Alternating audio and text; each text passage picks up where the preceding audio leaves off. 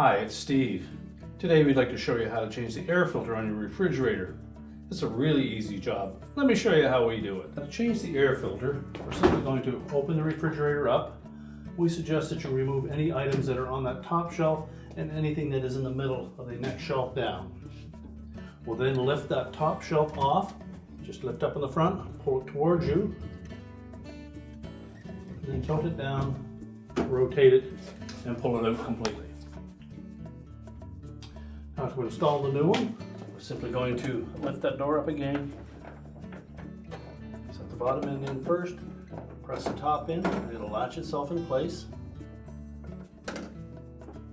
Now your model may have this status indicator installed on the left-hand side of that filter area. There'll be some notches there that will allow you to put a new one in place. Before you install it, you would lay it flat and then just press on the bubble on the back to activate it.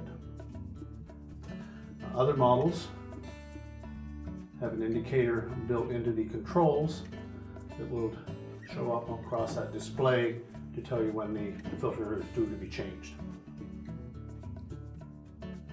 On those models, you need to reset that air filter indicator by pressing it on the tab. So now we'll take that shelf, line it up, the rails on the top, make sure it's pressed firmly back into place.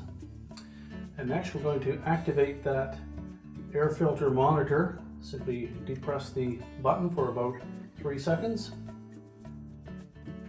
Next we'll put the shelf back in.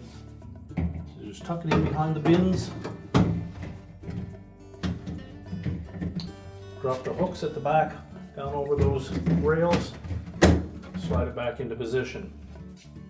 And if you haven't already done so, you need to activate the counter or timer for that air filter. So simply hold the button in for 3 seconds.